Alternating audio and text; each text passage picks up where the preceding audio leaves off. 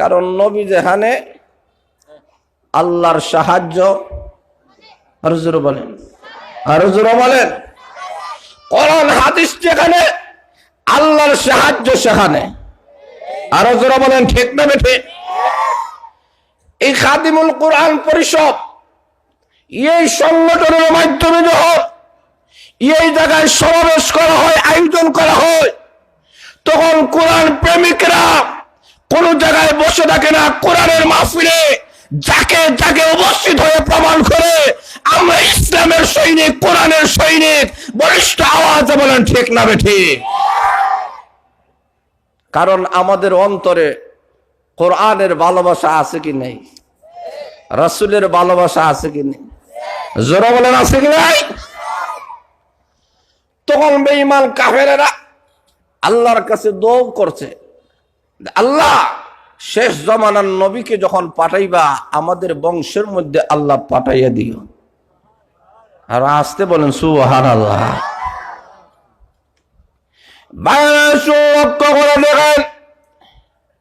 বেঈমান কাফেরেরা সমস্ত ইহুদি খ্রিস্টানেরা এক বাক্যে তারা জানতো আল্লাহ নবী, বিশ্ব নবী রাহমাতুল আলামিনকে আল্লাহ পাঠাবেন। যেই নবীকে মহান আল্লাহ সর্বশেষে পাঠাইবেন, এই নবীর সম্মান মর্যাদা কম না বেশি? আরো জোরে বলেন। মাহফিলের মধ্যে যিনি সর্বশেষে আসেন উনি হলেন প্রধান অতিথি, ওনার দাম কম না বেশি? আরো জোরে বলেন। আল্লাহ রাব্বুল আলামিন এমন একজন নবীকে মহান আল্লাহ, সর্বপ্রথম মহান আল্লাহ রাব্বুল আলামিন আপনার আমার নবীকে আল্লাহ সৃষ্টি করেছেন। আল্লাহ নবী বলেন আদম আলাইহিস সালাতু ওয়াস সালাম মাটি এবং পানির মধ্যখানে যখন ছিলেন তখন পর্যন্ত আমি আব্দুল্লাহর ছেলে মুহাম্মদকে মহান আল্লাহ নবী হিসাবে মনোনীত করেছেন। তখন পর্যন্ত আমি নবী ছিলাম। আমার জন্য সমস্ত বেঈমান কাফেরেরা হাত তুলে মহান আল্লাহর কাছে দরখাস্ত করেছে, প্রভু গো, শেষ জামানার নবী যিনি হবেন আল্লাহ ওনাকে আমাদের বংশে, আমাদের গোত্রের মধ্যে পাঠাইয়া দিও। কিন্তু আমার মহান আল্লাহ ব্যতিক্রম ভাবে মহান আল্লাহ বিশ্ব নবী রাহমাতুল আলামিনকে মহান আল্লাহ ইসমাইল বংশে আল্লাহ পাঠাইয়া দিলেন। যার কারণে বেঈমান কাফেররা বলে যেই নবী আমাদের বংশে জন্মগ্রহণ না করে, ইসমাইলের বংশে জন্মগ্রহণ করেছেন, কুরাইশ গোত্রের মধ্যে জন্মগ্রহণ করে এসেছেন, এমন নবীকে মানব না। এমন নবীর যারা অনুসারী হবে তাদেরকেও আমরা মানব না, তাদের সাথে আমাদের চূড়ান্ত যুদ্ধ। জোরে বলেন নাউজুবিল্লাহ। অথচ বেঈমান কাফির সকল যুদ্ধের ময়দানে আল্লাহর কাছে দরখাস্ত করত, প্রভু গো, শেষ জামানার পয়গম্বরকে আমাদের বংশের মধ্যে আল্লাহ তুমি পাঠাইয়া দিও। কিন্তু আমার মহান আল্লাহ তাদের বংশে পাঠাইয়া না দেওয়ার কারণে বিশ্ব নবী দুশ্মন হয়ে গেল। শুধু বিশ্ব নবী দুশ্মন নয়, বেঈমান কাফেররা বলে, ইহুদি খ্রিস্টানেরা মুশরিকরা বলে, যেই নবীকে আমরা মানি না, যেই নবীর নেতৃত্ব কর্তৃত্ব আমরা মানি না, যেই নবীকে শুধুমাত্র আব্দুল্লাহর ছেলে মুহাম্মদ মানে, মুহাম্মদুর রাসূলুল্লাহ আমরা মানি না। জোরে বলেন নাউজুবিল্লাহ। বেঈমান কাফেররা ঐক্যবদ্ধ হয়ে বলে, যেই নবীকে আমরা মানি না এবং নবীকে যারা মানবে কিয়ামত পর্যন্ত তাদের সাথে যুদ্ধ। জোরে বলেন ঠিক না বেঠিক? আর মুসলমান জাতির ইমানদার জাতিরা ডাক দিয়ে বলে, রে বেঈমান কাফির, তোমরা যারা আগের জামানার পয়গম্বর বিশ্ব নবী রাহমাতুল আলামিনকে তোমরা যারা মানবা না, আমরা এই কথা জানাইয়া দিলাম, তোমাদেরকে আহ্বান করব, দাওয়াত করব, যদি সদরে গ্রহণ করে নাও তাহলে ভালো, সাদরে যদি গ্রহণ করা না হয় তোমাদেরকেও আমরা পৃথিবীর বুকে তাকার স্থান দেব না। কারণ আসমান আর জমিন এই সবগুলা কার? আরো জোরে বলেন কার? এমন সময় লক্ষ্য করে দেখেন আল্লাহ নবী বিশ্বনবী রাহমাতুল আলামিনকে মহান আল্লাহ রাব্বুল আলামিন মক্কা নগরীতে আল্লাহ পাঠাইয়া দিলেন, এমন একটা দেশে পাঠাইয়া দিলেন যে দেশের মানুষের অবস্থা এমন ছিল, এমন অসভ্য ছিল। আল্লাহর ঘর খানায় কাবার সামনে আসে, আল্লাহর ঘর খানায় কাবা তারা তওয়াফ করে, কিন্তু উলঙ্গ অবস্থায়। জোরে বলেন নাউজুবিল্লাহ। বাইরে সুরক্ষিতদের বেঈমান কাফেররা আল্লাহর ঘর সম্মানিত স্থান, আল্লাহর ঘর খানায় কাবা তওয়াফ করে, কিন্তু শরীরে কাফন নাই। জিজ্ঞেস করা হলো কেন কাফন নাই? তারা বলে যেই জিনিস দ্বারা আমরা গুনাহ করি, এমন জিনিস দ্বারা আমরা কখনো আল্লাহর ঘর খানায় কাবা তওয়াফ করতে পারি না। আল্লাহ রাব্বুল আলামিন বলেন কেমন অসভ্য, কেমন বড় বড় জাতি এরা, এমন অসভ্য বড় বড় যারা আল্লাহ মানে না, যারা রাসূল মানে না। বাইরে করে দিল আল্লাহর রাসূলের রাহমাতুল আলামিন ওই সমস্ত বেঈমান কাফিরদের সামনে একদিন দুই দিন নয় 40টি বছর পর্যন্ত তাদের সাথে উঠা বসা করলেন। 40 বছরের ভিতরে আল্লাহর নবী আব্দুল্লাহর ছেলে মুহাম্মদ হিসাবে তাদের সামনে পরিচিত, এখনো পর্যন্ত নবী হয় নাই, আল্লাহ তাকে নবী হিসাবে ঘোষণা দেয় না। জোরে বলেন সুবহানাল্লাহ। এমন নবী আল্লাহর নবী তাদের সামনে উঠে বসে করেছেন। বেঈমান কাফেররা এক বাক্যে বিশ্ব নবী রাহমাতুল আলামিনকে আলামিন ঘোষণা দিয়েছে, আল্লাহর নবীকে চির সত্যবাদী ঘোষণা দিয়েছে, কিন্তু বিশ্ব নবী রাহমাতুল আলামিনের কথা এবং আচার আচরণের মাধ্যমে বেঈমান কাফেররা কোনোদিন কষ্ট হয় নাই। এখন শুনো ভাইরা, 40 বছর একদিন যখন অতিবাহিত হয়ে গেল, আমার মহান আল্লাহ বিশ্ব নবীর কাছে কোরআনের আয়াত নাযিল করে দিলেন। আল্লাহ জানাইয়া দিলেন এখন থেকে আপনি বিশ্ব নবীর নতুন আরেকটা পরিচয়। এতদিন ছিলেন আব্দুল্লাহ ছিলেন মুহাম্মদ, এখন থেকে আপনি হয়ে গেলেন মুহাম্মদুর রাসূলুল্লাহ। আরো আসতে বলেন, আরো জোরে বলেন। আপনি ঠিক এতদিন পর্যন্ত আপনি একবারে পরিচিত ছিলেন, এখন থেকে আমি মহান আল্লাহ আপনাকে মুহাম্মাদুর রাসূলুল্লাহ সাল্লাল্লাহু আলাইহি ওয়াসাল্লাম হিসেবে আপনাকে পাঠাইয়া দিলাম। এখন বেঈমান কাফেররা আল্লাহর নবী বিশ্ব নবী রাহমাতুল আলামিনের কথাগুলো মানে না। আল্লাহর নবী একের পরে একজন কাফের বলতে চাই 13টি বছর আল্লাহর নবী মক্কায় অবস্থান করলেন। সমস্ত বেঈমান কাফেররা ঐক্যবদ্ধ হয়ে আল্লাহর নবীর উপরে এমন স্টিমরোল, এমন নির্যাতন স্টিমরোল চালানো হলাম, আল্লাহর নবী এবং তার সাহাবায়ে কেরাম কোনো কথা বলে না। আল্লাহ বলেন নবী গো একটু ধৈর্য ধারণ করুন, একটু ধৈর্য ধারণ করুন। আল্লাহর নবীর সাহাবায়ে কেরামের উপরে এমন ভাবে হামলা করা শুরু হলো, পাথরের উপরে পাথর বুকের উপরে গিয়ে প্রচন্ড বালুকায় মেরে ফেলা, সাহাবায়ে কেরামের বুকের উপরে পাথর রাখিয়া বলে রে নবীর সাহাবায়ে কেরাম এই অবস্থায় হয়তো মারা যাবা, নতুবা নবী ধর্ম ছেড়ে দাও, কলমা ছেড়ে দাও। সাহাবায়ে কেরাম বলেন না, যে অন্তরে কলমা ঢুকাইয়াছি মরতে পারি, শাহাদাতের পালা পান করতে পারি, কিন্তু কলমা থেকে একটা সেকেন্ডের জন্য সরতে রাজি না। ভাইরা লক্ষ্য করে দেখেন, এইভাবে একের পর এক আল্লাহর নবী বিশ্ব নবী রাহমাতুল আলামিন 13 বছর এই জায়গায় অবস্থান করলেন জনগণ হিসাবে, সাধারণ একজন জনগণ। কিন্তু আমার মহান আল্লাহ বলেন, এখন নবীজি আমি মহান আল্লাহ আপনাকে আবার পারমিশন দিলাম, আপনি মক্কা থেকে হিজরত করে মদিনায় আপনি চলে যান। আল্লাহর নবী যখন মদিনায় চলে গেলেন, আল্লাহ বলেন নবী গো এখন থেকে সাধারণ জনগণ নয়, এখন আপনি হলেন রাষ্ট্রপ্রধান। আরো জোরে বলেন, সম্মান দেওয়ার মালিককে। আরো জোরে বলেন, আরো জোরে বলেন। আল্লাহ বলেন নবী গো এখন মদিনা রাষ্ট্রপতির আল্লাহ নবী বিশ্ব নবী রাহমাতুল আলামিন মদিনায় অবস্থান করার পরে 10টি বছর মদিনার রাষ্ট্রপ্রধান ছিলেন। এখন শুনো মায়েরা, হিজরতের 3য় বছর বেঈমান কাফেরেরা বলেন, না, যেই নবীকে আমরা স্থান দেই নাই, দেশান্তর করেছি, এমন নবীকে মদিনার মধ্যে রাখতে দেওয়া হবে না, মদিনায় আক্রমণ করব। বেঈমান কাফেররা ঐক্যবদ্ধ হয়ে গেল।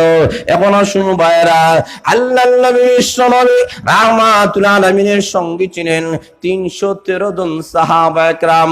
জোরে বলেন কয়শো? আরো জোরে বলেন, বেশি না কম? কম না বেশি? কম।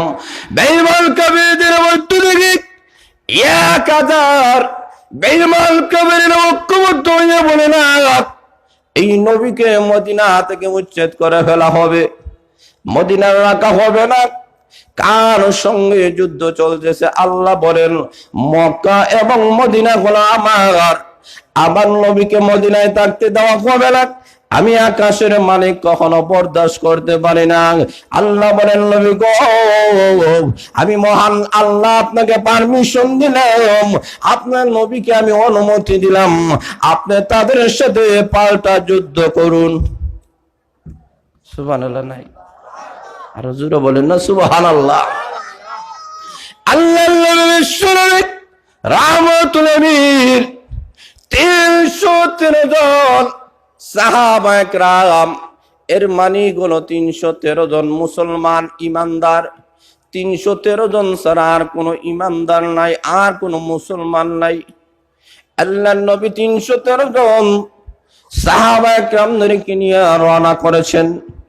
বদর নামক প্রান্তরে গিয়ে আল্লাহর নবী সবাইকে প্রস্তুতি গ্রহণ করার জন্য বললেন। বিশ্ব নবী নিজেও সেনাপতি হয়ে গেলেন। আল্লাহর নবী বলেন, আমার সাহাবায়ে কেরাম, এই যুদ্ধের ময়দানে শাহাদাতের পেয়ালা যদি পান করতে পারো, আবার মহান আল্লাহ তোমাদেরকে জান্নাতের মেহমান বানাইয়া দিবেন। আরো জোরে বলেন, সাহাবায়ে কেরাম, আমি তোমাদেরকে নিয়ে আসলাম আমার মহান আল্লাহর দিনটাকে বিজয়ী করার জন্য। বেঈমান কাফেরেরা 1000 সশস্ত্র বাহিনীরা যখন আসলো, আল্লাহ বলেন, বিশ্ব নবী রাহমাতুল আলামিন 313 জন সাহাবায়ে কেরামদেরকে নিয়ে যুদ্ধের ময়দানে যখন যুদ্ধ শুরু হয়ে গেল, আল্লাহর নবী বিশ্ব নবী রাহমাতুল আলামিন হাত তুলে আল্লাহর কাছে মোনাজাত করেন, প্রভু গো, 13 বছরে 313 জন সাহাবায়ে কেরাম আল্লাহ তৈরি করেছি, এরাই ইমানদার, এরাই তোমাকে মানে, এরাই তোমার গোলামি করে, এরাই তোমার তাসবিহ তাহলিল আদায় করে। আল্লাহ, এরা সবাই যদি শহীদ হয়ে যায়, আল্লাহ, এই পৃথিবীতে তোমার নাম নেওয়ার মতো তো কেউ থাকবে না। আল্লাহকে তুমি চাও না তোমার ইমানদার, তোমার আমলওয়ালা বান্দা বান্দেরা এই দুনিয়ার মধ্যে থাকত। আল্লাহর নবী যখন বিশ্ব নবী হাত তুলে যখন আল্লাহর কাছে দরখাস্ত শুরু করেছেন, আবু বকর সিদ্দিক রাদিয়াল্লাহু তাআলা বলেন, ইয়া রাসূলুল্লাহ, ইয়া হাবিবাল্লাহ, আল্লাহর নবী গো, আপনি যেমন ভাবে আল্লাহর কাছে দরখাস্ত করেছেন, আমার মনে হয় আমার মহান আল্লাহ আপনার দরখাস্ত কবুল মঞ্জুর করে নিয়েছেন। কিন্তু নবী, আল্লাহর নবী হাত নামায় না, আল্লাহর কাছে চোখের পানি ফেলায়া কান্দে। আমার আল্লাহ ডাক দিয়ে বলেন, নবী গো, 1000 বেঈমান কাফেরেরা, আপনি ঘাবড়াবেন না, আমি মহান আল্লাহ বেঈমান কাফিরদের মোকাবেলা করার জন্য কোনো কিছু দিব না। আমি মহান আল্লাহ আকাশের বাসিন্দা গুলাকে আমি আল্লাহ পাঠিয়ে দিব। আল্লাহ বলে, ওগুলো বুঝি গমগিন হবেন না, আমি মহান আল্লাহ আকাশ থেকে 1000 ফেরেশতা পাঠিয়ে দিলাম। এই সাহায্যের মালিককে জোরে বলে না খে? আল্লাহ বলেন, নবী গো, 1000 আকাশ থেকে আমি আল্লাহ ফেরেশতা দিলাম। আবার বলা হলো, আল্লাহ বলেন না 3000 আমি দিলাম। আবার আল্লাহ বলেন না আমি মহান আল্লাহ 5000 দিলাম। আচ্ছা সুবহানাল্লাহ হইলে শরম লাগেনি? জোরে বলে না সুবহানাল্লাহ। আল্লাহ বলেন 1000, 3000, 5000 দিয়েছেন কে? আরো জোরে বলেন কে? আল্লাহ বলেন নবীজি আপনি চিন্তা করবেন না। আল্লাহ বলেন আসমান আর জমিনে যত মাখলুকাত গুলো আছে সবগুলো মহান আল্লাহর বাহিনী। আরো জোরে বলেন কার বাহিনী? আরো জোরে বলেন। আল্লাহ বলেন ওয়ালিল্লাহি জুনুদুস সামাওয়াতি ওয়াল আরদ। আল্লাহ বলেন আসমান আর জমিনে যা আছে সবগুলো মহান আল্লাহর বাহিনী। আল্লাহ বলেন যখন আমি মহান আল্লাহ কাউকে ধরার জন্য ইচ্ছা পোষণ করি, আমি আল্লাহ যদি বলেন কাউকে ধরবো, তখন যে কোনো বাহিনীকে আল্লাহ ব্যবহার করেন। জোরে বলেন ঠিক না বেঠিক? আল্লাহ বলেন ফেরাউনকে ধরার লাগি ফানিকে বাহিনী বানাইছিলাম, ফানির মাধ্যমে সুবাইয়া দিছে। জোরে বলেন ঠিক না বেঠিক? আল্লাহ রাব্বুল আলামিন বলেন যে কোনো বাহিনী ব্যবহার করো আমি আল্লাহ এমন। লক্ষ্য করে দেখেন আল্লাহ বলেন যখন বেঈমান কাফেরেরা, সমস্ত বেঈমান কাফেরেরা একের পর এক মুসলিম জাতির উপরে নির্যাতন স্টিমরোলার চালানো, মায়ানমার থেকে যখন মুসলিম জাতিদেরকে বাংলাদেশ পর্যন্ত পৌঁছায় দিল, ব্যস্ত বসনিয়া, তেসনিয়া, আফগানিস্তানের মুসলিম জাতির উপরে বেঈমান কাফেরেরা যখন নির্যাতন স্টিমরোলার চালানো, আল্লাহ বলেন তখন আমি মহান আল্লাহ করোনা নামক ভাইরাস আমি আল্লাহ পাঠাইয়া দিলাম। আরো জোরে বলেন, আরো জোরে বলেন। আজকে গোটা বিশ্বের মধ্যে একটা যুদ্ধ চলতেছে, অদৃশ্য একটা যুদ্ধ চলতেছে। সেই যুদ্ধের নাম হলো করোনা ভাইরাস। আরো জোরে বলেন ঠিক না ঠিক? আল্লাহ বলেন করোনা ভাইরাসকে আমি আল্লাহ গজব হিসাবে হাঁটাই দিলাম। এখন এর মোকাবেলা করা কোন বেঈমান কাফিরদের দুঃসাহস। আরো জোরে বলেন। ইতিহাসের দিকে তাকাই দেখেন, বিশ্বের মধ্যে উন্নত মানের দেশ যেই আমেরিকা, যে ব্রিটেন গুলা, আজকে লক্ষ্য করে দেখেন আমেরিকা এই পর্যন্ত করোনায় 2 লক্ষের উপরে মানুষ মারা গেছে। যারা বলেন ঠিক না ঠিক? লন্ডনে এই পর্যন্ত 1 লক্ষের মতো মানুষেরা মারা গিয়েছে। কিন্তু কোন মুসলিম দেশের মধ্যে আপনি জরিপ করে দেখেন এই পর্যন্ত 1 লক্ষ তো দূরের কথা, 50,000 মুসলমান মারা যায় নাই। যারা বলেন ঠিক না ঠিক? আর যারা বলেন ঠিক না ঠিক? এই ক্ষমতার মালিককে? আরো যারা বলেন না কে? আল্লাহ বলেন 1000, 3000, 5000 দিলাম। এখন শুন ভাইয়েরা, ফিরিস্তাদেরকে আল্লাহ পাঠাইছেন।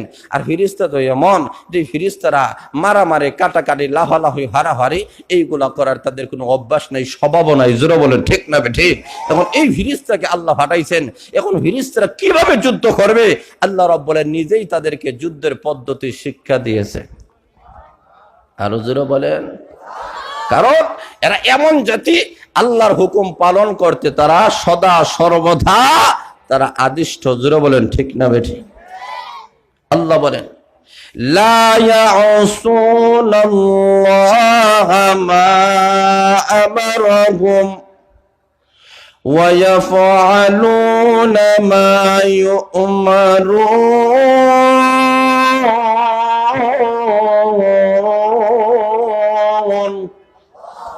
আল্লাহ বলেন এমন ফেরেশতা লা ইয়াসুনাল্লাহা মা আমারহুম। আল্লাহ রাব্বুল আলামিন বলেন এমন ফেরেশতা আল্লাহ মোতায়েন করেছেন যে ফেরেশতা জিন্দেগিতে কোনোদিন আল্লাহর নাফরমানের কাম করে না। আর যারা বলেন ঠিক না ঠিক? এবং আল্লাহ যা বলেন সবগুলা পালন করতে বাধ্য। ব্যতিক্রম মানুষ। আল্লাহ বলেন মানুষকে বলা হয় আমার গোলামি করো, আমি আল্লাহর সামনে মাথা নত করো। কিন্তু মানুষেরা এই জায়গায় জমাত হয় আর ওই জায়গায় আটে। আর যারা বলেন ঠিক না ঠিক? মানুষ একমাত্র ব্যতিক্রম যাদেরকে আল্লাহ বলেন ফিরিস্তাদেরকে যা আদেশ করা হয় তাৎক্ষণিকভাবে ফিরিস্তারা পালন করতে বাধ্য। আসমান আর জমিনের যা সৃষ্টিগুলো আছে সবগুলো আল্লাহর হুকুম পালন করতে বাধ্য। আল্লাহ বলেন গাছকে বলেছেন তুমি দাঁড়াইয়া থাকো, গাছ সব সময় দাঁড়াইয়া দেখে। আল্লাহ গরু ছাগলকে বলেছেন রুকু অবস্থায় থাকো, সব সময় রুকু অবস্থায় দেখে। আল্লাহ সাপকে বলেছেন তুমি শুয়ে থাকো, সব সময় সাপ শুয়ে থাকে। ব্যতিক্রম মানুষ যদি বলা হয় এই দিকে আয় ওই দিকে যায়। আর জোরে বলেন ঠিক না ঠিক? আল্লাহ রাব্বুল আলামিন বলেন ব্যতিক্রম মানুষ আমি আল্লাহ মানুষকে পরীক্ষার জন্য আমি আল্লাহ পাঠাইছি। আল্লাহ তাদের পরীক্ষা নিতে চায়। আল্লাহ বলেন নেক কাজের ক্ষমতা দিলাম, গুনাহ করার ক্ষমতা দিলাম। এই ক্ষমতা দেওয়ার মালিক কে? আর জোরে বলেন কে? এমন সময় আমার মহান আল্লাহ রাব্বুল আলামিন বলেন আলোচনা দীর্ঘ হবে না, অতি সংক্ষেপে আলোচনা করতে চাই। মেরাজুল হক সাহেব আসার আগ পর্যন্ত বসতে রাজি আছেননি? আরো জোরে বলেন। হুজুর চলে আসলে আমার শেষ। মাশাআল্লাহ, হুজুর আসলে আমার শেষ, আমারও আরেকটা জায়গায় যাওয়া লাগবে। এমন সময় আল্লাহ রাব্বুল আলামিন বলেন নবী গো 1000 3000 5000 ফেরেশতা আমি আল্লাহ পাঠাইলাম। আল্লাহ বলেন তাদের মাধ্যমে আমি তোমাদেরকে সাহায্য করলাম। আমার মহান আল্লাহ বদর যুদ্ধের মধ্যে আল্লাহ ফিরিস্তাদের মাধ্যমে মুসলমানদেরকে সাহায্য করে আল্লাহ প্রমাণ করে দিলেন আমি মহান আল্লাহ সাহায্য করনেওয়ালা। এখন সময় বদরের যুদ্ধে বেঈমান কাফিরদের মধ্য থেকে 70 জন বেঈমান কাফির জাহান্নামে চলে গেল। 70 জন বেঈমান কাফিরকে বন্দী করে আনা হলো। এখন সময় 1 বছর পরে আবার বেঈমান কাফিররা তেলে বেগুনে জ্বলে উঠে বলে না, মুসলমানের কাছ থেকে আমরা প্রতিশোধ নিব। সমস্ত বেঈমান কাফিররা ঐক্যবদ্ধ হয়ে আসলো। আল্লাহর নবী বিশ্ব নবী রাহমাতুল আলামিন তার সাহাবা কেরামের মধ্য থেকে এখন 1000 সাহাবা কেরাম, তোর মধ্য থেকে 300 জন মুনাফিক এরা যুদ্ধের ময়দানে অংশগ্রহণ করে নাই। 700 সাহাবা কেরামদেরকে নিয়ে আল্লাহর নবী উহুদ নামক প্রান্তরে চলে গেলেন। আল্লাহর নবী 50 জন এমন সাহাবী যারা তীরন্দাজ ছিল তাদেরকে বললেন পাহাড়ের উপরে অবস্থান করো। আল্লাহর নবী ডাক দিয়ে বলেন আমার সাহাবা কেরাম আমি নবী দ্বিতীয় নির্দেশ না পাওয়া পর্যন্ত এই জায়গায় স্থানচ্যুত হয়ে না। তুমুল যুদ্ধ শুরু হয়ে গেল মুসলমান আর বেঈমান কাফিরদের মধ্যে থেকে। একের পর এক বেঈমান কাফিররা জাহান্নামের দিকে চলে যাইতেছে। কাফিরদের পরাজয় যখন চলে আসতেছে এমত অবস্থায় কাফিররা পলায়ন করতেছে। আল্লাহর নবীর সাহাবা কেরাম গনিমতের মালগুলা সংগ্রহ করার জন্য অগ্রসর হইলেন। ওই দিক দিয়ে যে 50 জন সাহাবীকে আল্লাহর নবী বললেন ওই জায়গায় তোমরা অবস্থান করবা, লড়বা না। 50 জনের মধ্যে থেকে তারা ডাক দিয়ে বলে নবী তো বলেছেন যুদ্ধ চলাকালীন অবস্থায়, এখন যুদ্ধ যেহেতু শেষ হয়ে গেছে গনিমতের মালগুলা যেহেতু সংগ্রহ করা হইতেছে আমরা ওই জায়গায় আমরা চলে যাব। তখন 40 জন চলে আসলেন। 10 জন ওই জায়গার মধ্যে অবস্থান করলেন। যে 40 জন চলে আসলেন গনিমতের মাল নেওয়ার জন্য। ওই দিক দিয়ে বেঈমান কাফিরদের মধ্য থেকে যে লিডার ছিল যার নাম আবু সুফিয়ান, যে ছিল বিশ্বনবী আপন শ্বশুর, আবু সুফিয়ান অতর্কিতভাবে ওই দিক দিয়ে হামলা করলো। এমন ভাবে মুসলমানদের ভিতরে ঢুকলো, এমন ভাবে হামলা শুরু করে দিল। একের উপর এক সাহাবা একরামদেরকে এমন ভাবে কতল করা শুরু করে দিল। যুদ্ধের ময়দানে এমন অবস্থা হয়ে গেল আল্লাহর নবী বিশ্ব নবী রাহমাতুল আলামিনের মাথা মোবারকের মধ্যে যখন আঘাত করা হয়েছে লোহার টুকরা মাথার ভিতরে আল্লাহর নবীর ঢুকে গেল। এই যে মুসলমানের মধ্যে একটা বিপর্যয় আসলো, এই বিপর্যয় বলাটাই আমার আসল উদ্দেশ্য ছিল। আল্লাহর নবীর কথা ছিল যুদ্ধ শেষ হোক অথবা না হোক আমি রাসূলের নির্দেশ না পাওয়া পর্যন্ত কেউ আসবে না। কিন্তু আল্লাহর নবীর নির্দেশ, দ্বিতীয় নির্দেশ দেওয়ার আগে যে সাহাবা একরাম চলে এসেছিলেন এই কারণে পতনের ঘন্টা এসেছিল। জোরে বলেন ঠিক না ঠিক? আবার মহান আল্লাহ রাব্বুল আলামিন বোঝাতে চান যেই যুগের মানুষেরা আল্লাহ এবং তার রাসূলের আনুগত্য করে করবে না। যখন আল্লাহ রাসূলের আনুগত্য ছেড়ে দিবে, সাময়িক ভাবে যদি ছেড়ে দেয়, সাময়িক আযাব আর গজব আসবে। জোরে বলেন ঠিক না বেঠিক? স্থায়ী ভাবে যখন ছেড়ে দিবে, তখন স্থায়ী ভাবে আযাব আর গজব চলে আসবে। ভাই লক্ষ্য করে দেন, ঘটনার মাধ্যমে আসল উদ্দেশ্য হলো আজকে মুসলিমদের উপরে এমন নির্যাতন স্টেবলার কেন?